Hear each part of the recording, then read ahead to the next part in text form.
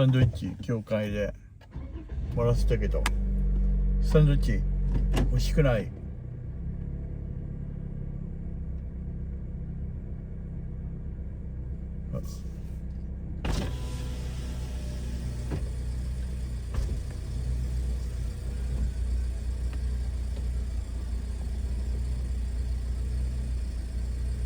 あ、こんにちは。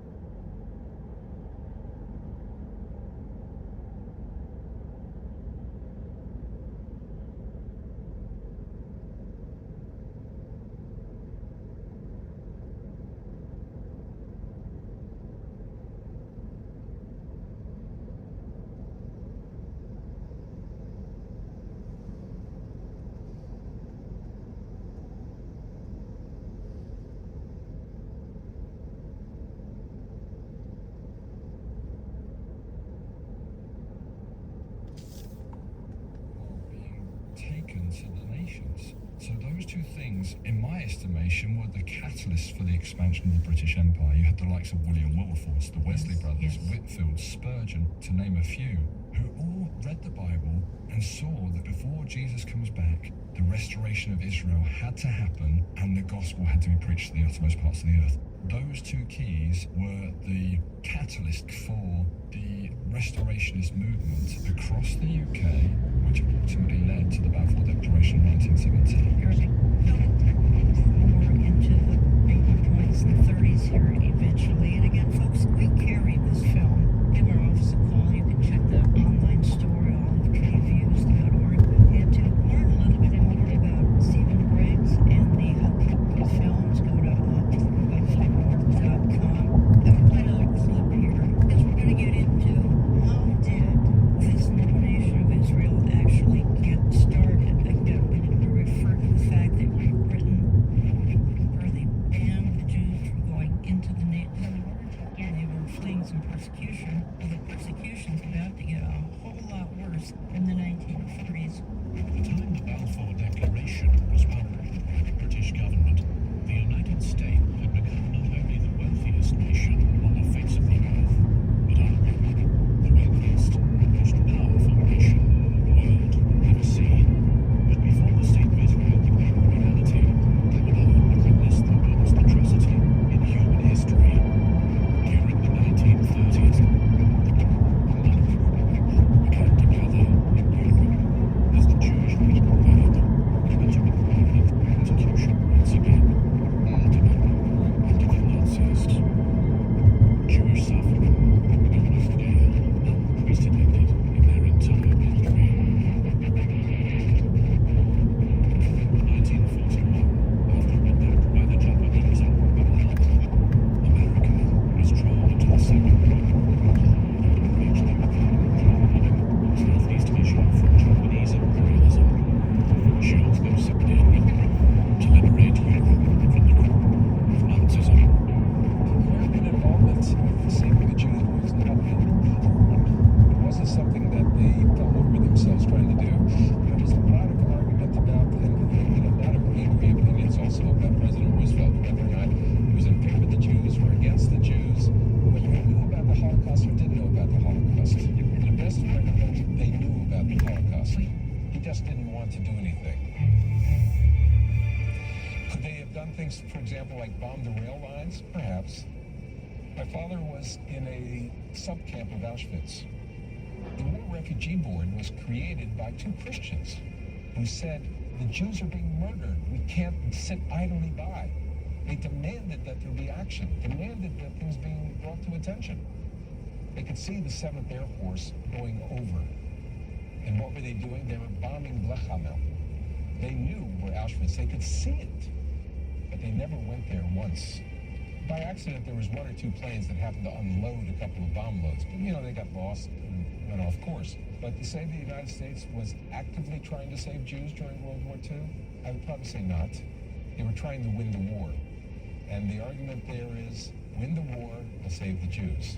Stephen, we had two waves of persecution. We can go back to the 1880s, and we had the Fiddler on the Roof era back then. I actually have some family members who fled Russia about that time, came to America. That was one huge wave of persecution, 1880s, and some of those Jews were actually going to Palestine at that time. But then we have this wave of persecution in the 30s and the 40s, and as we just heard in that clip, we had a U.S. President, Franklin Delano Roosevelt, who did absolutely nothing and save European Jewry. Can you understand that?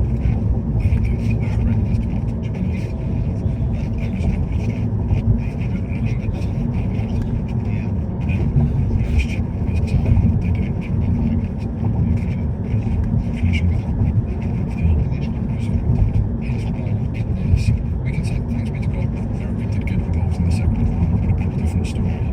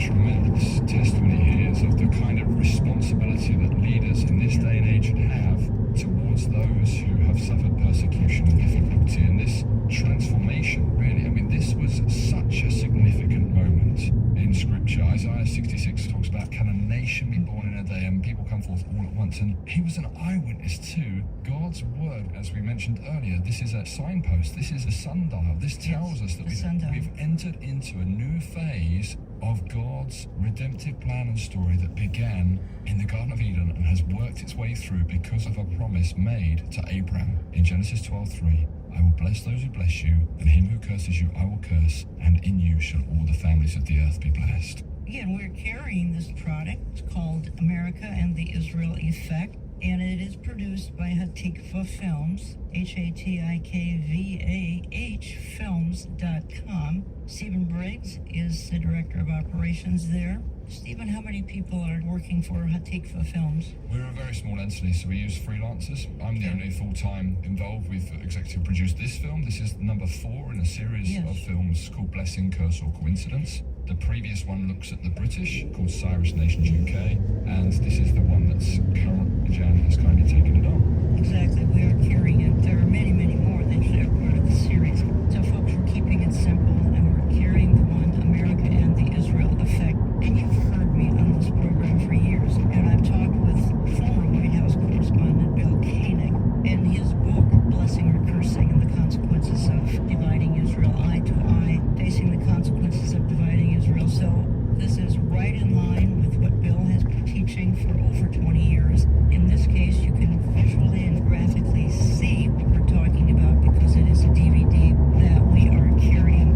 So what I'd like to do, Stephen, is when I get back from a real short time out here, we're going to move into a time in history for the nation of Israel, which I think everything from 1947-48 on is absolutely remarkable. But when we get to the 1973 war and the role Richard Nixon played, I think the audience is